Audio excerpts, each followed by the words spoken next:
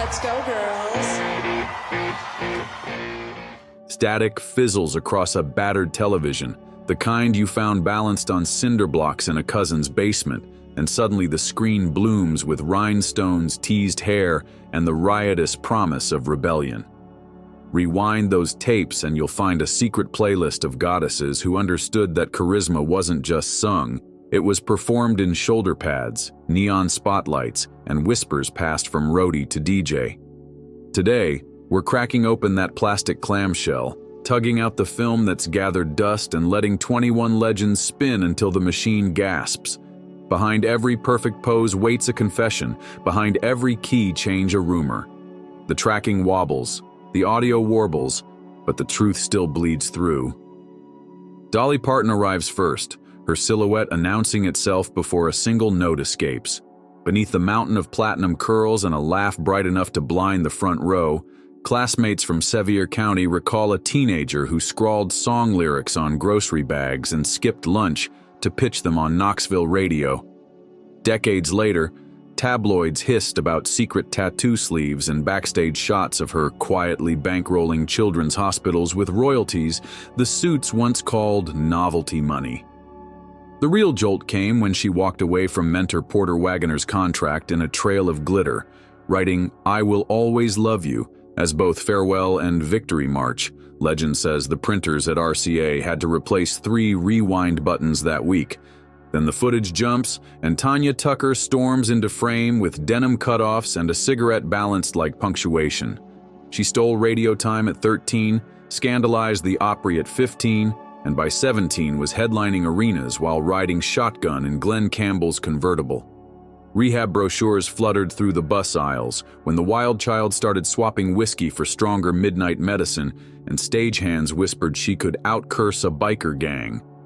But when critics predicted a crash landing, she flipped the script, cleaned house, and charged back with an anthem announcing she was back for good.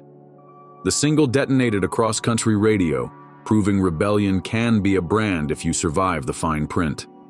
Barbara Mandrell slips in like perfection, wearing sequins and a grin sharpened by rehearsal hall mirrors. Viewers of her variety show saw a hostess juggling pedal steel, accordion, and flawless comedic timing, yet few knew that a catastrophic highway smash in 1984 left her memory scattered like broken glass. Doctors warned she might never perform again, so she rehearsed scales while learning children's names a second time, then returned to television pretending nothing had happened. Skeptics muttered about a family image too squeaky to trust, but Barbara only smiled and kept triple-tracking vocals until the rumor mill choked on its own exhaust. A fiery flare of red hair announces Reba McEntire, the Oklahoma barrel racer turned stadium sovereign. When a charter plane carrying her band crashed into a San Diego hillside in 1991, gossip vultures expected tragedy to clip her ascent. Instead, Reba recorded all night, tears smudging mascara, and released a record dedicated to the fallen that sold out in hours. Corporate brass tried easing her toward safe jingles, but she fought for cinematic videos that played like mini soap operas. Each shoulder pad costume changed a defiant shrug at anyone measuring her grief in quarterly sales. Behind closed doors, whispers of a feud with her label over full creative control circulated, yet every chart-topping chorus felt like triumphant proof that a woman could mourn and reign simultaneously. The tape hisses, cuts to soft blue light, and Lori Morgan emerges dressed for heartbreak theater. She collected platinum plaques as casually as phone numbers, but tabloids fixated on her carousel of romances, senators, singers, and shadowy Nashville power brokers. The darkest headline arrived when husband Keith Whitley took the deepest sleep one morning, a bottle still open on the nightstand. While lawyers dissected estates, Lori sharpened her eyeliner and wrote torch songs that bled nationwide. Financial storms followed when a partner's investment scheme collapsed, yet she floated above, turning private collapse into public catharsis and sliding another glamorous video into heavy rotation. Critics claimed the spectacle was exploitative, but fans saw truth in every cracked vibrato, and truth sells more tickets than perfection. Cue a waterfall of hair that grazes the stage floor, crystal gale, serene as moonlight on a creek. Cameras adored those obsidian locks so thoroughly that an insurance firm placed $1 million value on each inch, a publicity stunt that worked. Behind the gentle image, label executives sparred over her pop-leaning sound, insisting she was betraying the coal-dust authenticity of Sister Loretta Lynn. Crystal responded with polished ballads that glided across disco floors and Grand Ole Opry pews alike, proving genre borders crumble when a voice sells fantasies. Family dinners reportedly crackled with competition, yet every holiday photo still shows matching dimples, Southern diplomacy at its finest. Rewind, and you might catch her trimming an inch just to watch publicists faint. By the time beepers replaced payphones, Nashville discovered the glare of MTV and cameras demanded bigger risks. Gossip became negotiable currency. The next wave of queens learned early that controversy could be edited into highlight reels if you controlled the narrative before sunrise. Suddenly the colors sharpen and Shania Twain kicks a saloon door into the 90s, midriff glinting like polished chrome. Preachers in small towns organized boycotts over her bare belly, while fashion magazines crowned her the country Cleopatra. Behind the spotlights, producer-husband Mutt Lange sculpted swaggering anthems, but murmurs swirled that collaboration doubled as surveillance. Every chord progression approved in one marital phone call after another. Years later, tabloids erupted when Mutt pursued a new muse inside their own social circle, and Shania vanished to the Swiss Alps, nursing a shattered trust and a Lyme disease battle that nearly stole her register. Instead of retreating, she penned a memoir, relearned how to sing from scratch, and married the one friend who had witnessed every tear. When she re-emerged in bejeweled boots, stadium lights surrendered, acknowledging the queen had reclaimed her crown. The frame dissolves into desert twilight and Linda Ronstadt glides forward with eyes that threaten to solve every mystery you've ever nursed. She hopped genres the way others change radio presets: mariachi, folk, big band, torch songs, infuriating purists but tripling her audience. In 1990, she stood on an Arizona stage, denounced a controversial immigration law, and watched promoters cancel half a tour overnight. Weight-obsessed editors stalked her grocery trips, printing zoom lens photos beside cruel captions, yet every insult only amplified the impossible power of her soprano. Later, Parkinson's crept in like silent static, stealing notes one by one, but Linda pocketed the last of her breath to mentor younger singers, ensuring the music kept rolling long after the tape clicked off. A crimson curtain parts for two silhouettes, the Judds. Naomi glows with matriarch poise, while Winona smolders beside a mountain of auburn curls and pistols for eyeliner. They belt harmonies tighter than braided rope, but tour insiders recall screaming matches over tempo, wardrobe, even breakfast cereal. When Naomi announced a mysterious immune battle and retired at the summit, radio hosts speculated blacklisting, murmuring that she'd clashed with executives over licensing money. Winona rocketed solo, trading homespun prairie dresses for leather jackets and motorcycles, and Nashville gossip columns tracked spending sprees like a sport. Mother and daughter reunited on air more than once, tears shining under hot lights, proving kinship in country music can fracture without breaking. Each encore felt less like nostalgia and more like a blood oath renewed in melody. Watch the replay and you'll see Winona's grin the moment the final chord rings, a gladiator savoring victory. An ethereal silver halo drifts onto the screen. Emmylou Harris, half angel, half desert mirage. Friends say she still toasts Graham Parsons backstage, keeping his memory alive in the clink of glass and the hush between encores. Urban legend insists she once drove into the Mojave with an old reel-to-reel, hoping the sand would echo Graham's voice at dawn. Whether true or not, every audience feels a phantom harmony lingering behind hers. Critics claim she refused stardom's velvet cages by relocating rescue dogs onto her property instead of paparazzi. Yet when the lights dim, she steps forward, hair silvering like lunar dust, and reframes grief as a cathedral of sound. Legends fade, but Emmylou floats, untethered, above genre, above time. Patti Loveless appears with Appalachian humility and a gaze that could level skyscrapers. Mid-tour in the 90s, her voice cracked, then vanished, a hemorrhage slicing her career at the cords.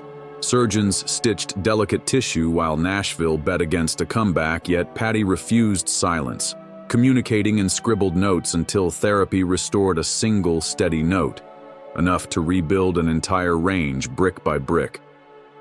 Whispers spread that her marriage to legendary producer Emory Gordy Jr. granted unfair radio spins, but she shrugged and doubled down on mountain soul records that critics adored. Every time she hits that soaring, high, lonesome wail, you can almost hear the scalpel drop in defeat. Survival, after all, is the sharpest harmony in her repertoire. The camcorder's date stamp flips to 1991, and Trisha Yearwood's smile lights up a farmhouse porch. Audiences embraced her like a friend, unaware she spent nights pulling double shifts at a record label just to afford demo tapes. Years later, sparks flew with Garth Brooks while both wore wedding rings tied to other stories. Beneath polite press releases, whispers swirled, two chart juggernauts risking it all for a love duet. They resurfaced single, confessed affection on stage, and Nashville divided like church pews at a scandal.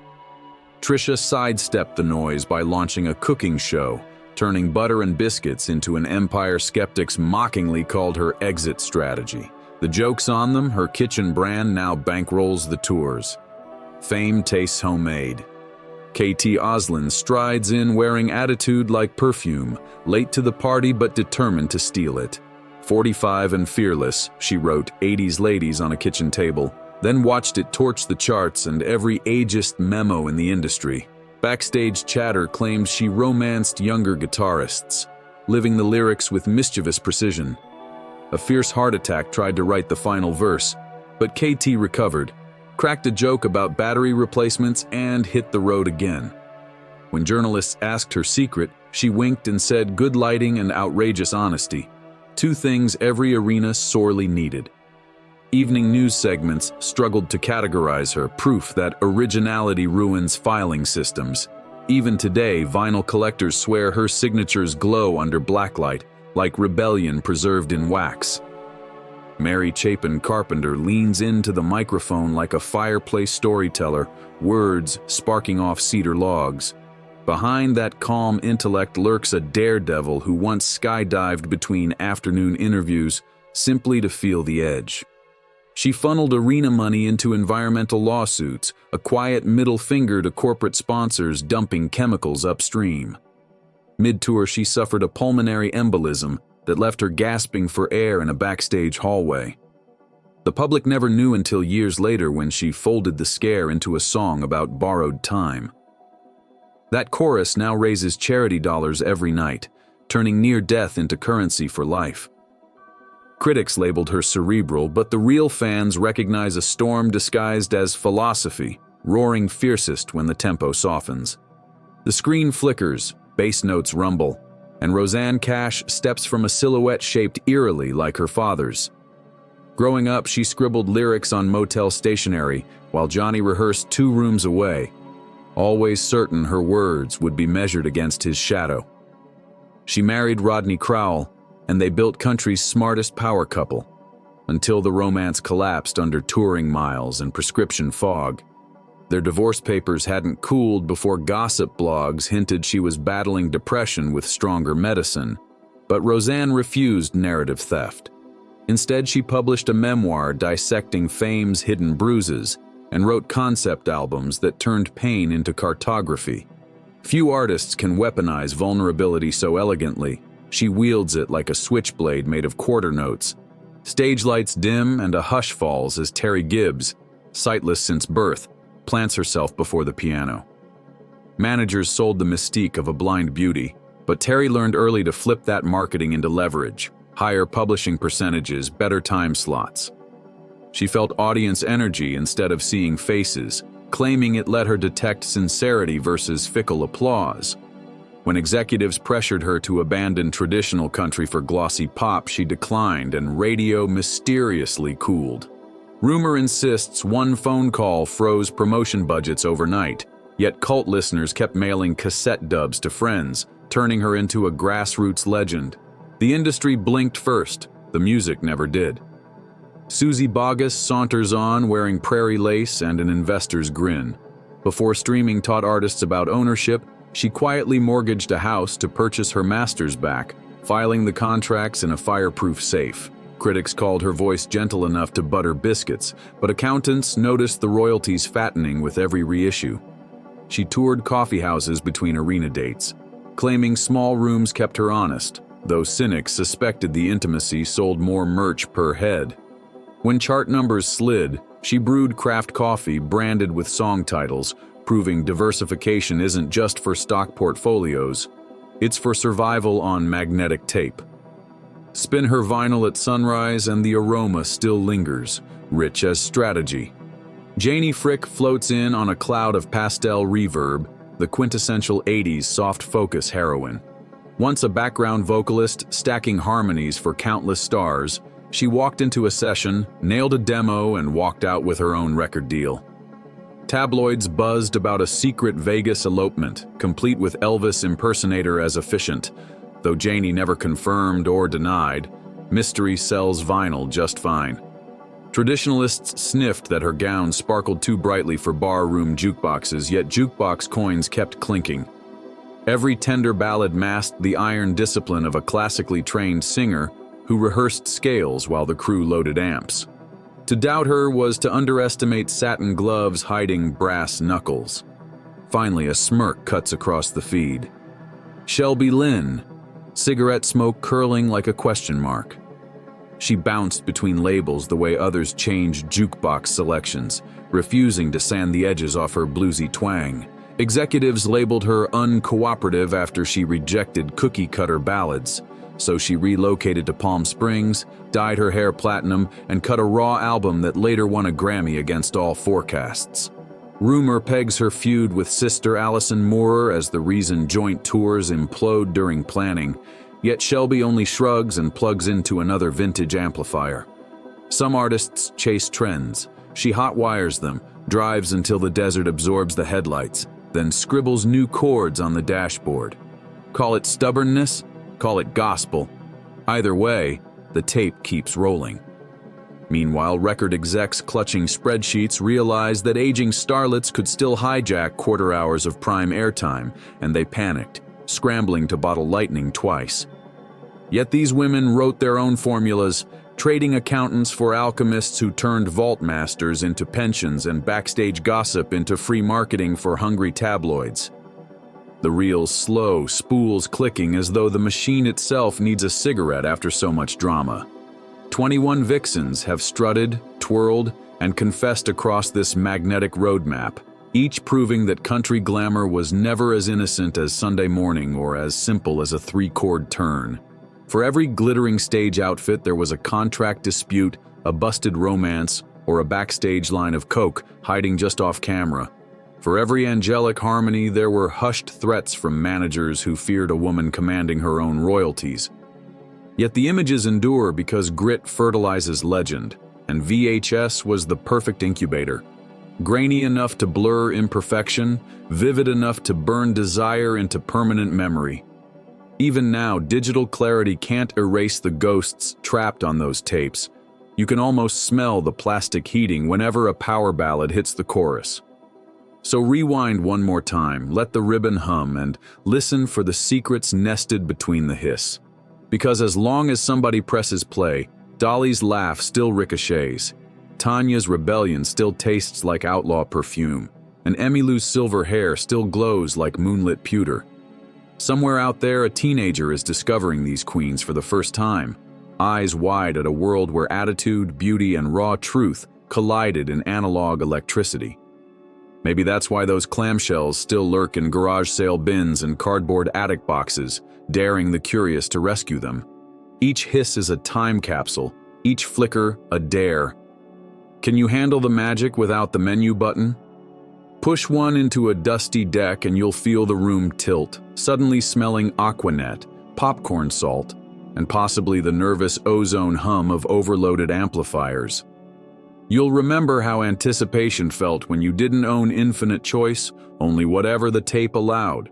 That forced scarcity sharpened desire like a neon knife, teaching patience, attention, commitment, If the tracking slipped, you crouched beside the VCR, twisting dials, willing the picture back because giving up was not an option.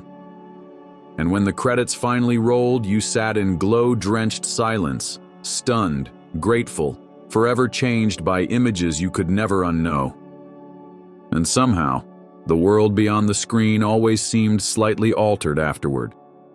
Keep those heads clean, keep the tracking straight, and never forget, legends don't fade. They just wait patiently in plastic shells, ready for the next fingertip to hit rewind.